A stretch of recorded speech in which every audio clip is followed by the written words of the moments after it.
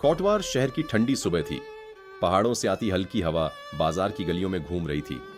उसी बाजार के कोने में एक छोटी सी कपड़ों की दुकान थी, जिसके ऊपर बड़े प्यार से लिखा था, बाबा की दुकान। यह दुकान एक मुस्लिम बुजुर्ग चलाते थे। सफेद दाढ़ी, सिर पर टोपी और चेहरे पर हमेशा एक सुकून भरी मुस्कान।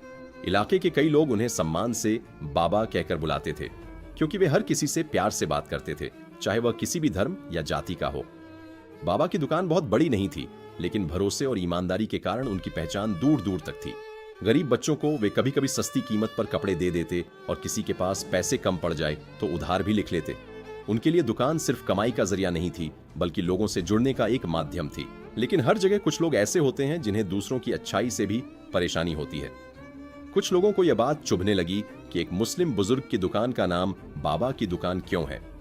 उन्होंने इस बात को मुद्दा बना लिया। एक दिन दोपहर के समय जब बाजार में भीड़ थी, कुछ लोग गुस्से में बाबा की दुकान पर आ पहुंचे। वे ऊंची आवाज में सवाल करने लगे, ये नाम क्यों रखा है? तुम इस नाम का इस्तेमाल क्यों कर रहे हो?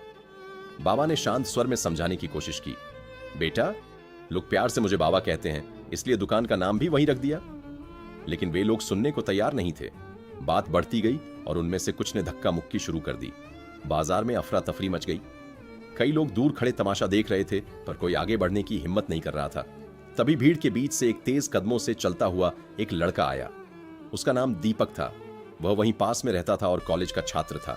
उसने देखा कि कुछ लोग एक बुजुर्ग को घेर कर मारने की कोशिश कर रहे हैं। वह तुरंत आगे बढ़ा और ऊंची आवाज में बोला, आप लोग इन्हें क्यों मार रहे हैं? इन्होंने क्या गलत किया है? गुस्से में भरे लोगों ने उसकी तरफ देखा और कहा, तू कौन होता है बीच में बोलने वाला? तेरा क्या लगता है ये? दीपक एक पल के लिए रुका, फिर उसने पूरी हिम्मत जुटाकर कहा, मेरा नाम मोहम्मद दीपक है और ये मेरे अपने हैं। उसकी आवाज में ऐसा आत्मविश्वास था कि भीड़ एक क्षण के लिए चुप हो गई।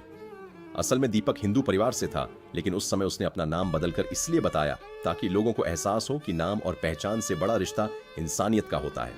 उसने आगे कहा, अगर आप किसी नाम की वजह से इन्हें मारेंगे तो पहले मुझे मारना होगा। बाबा ने कभी किसी का बुरा नहीं किया, ये सबके अपने हैं। आसपास खड़े कुछ और लोगों को भी हिम्मत मिली और वे भी आगे आ गए। अब भीड़ का साहस कम पड़ने लगा। धीरे धीरे वे लोग पीछे हटने लगे और आखिरकार वहां से चले गए। बाजार में सन्नाटा छा गया। बाबा की आंखों में आंसू थे।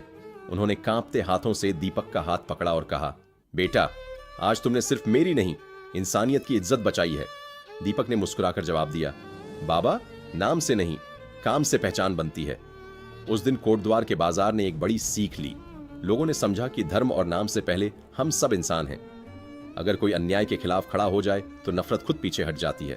और इस तरह एक छोटे से बाजार में इंसानियत की एक बड़ी मिसाल कायम हुई, जो लंबे समय तक लोगों के दिलों में जिंदा रही।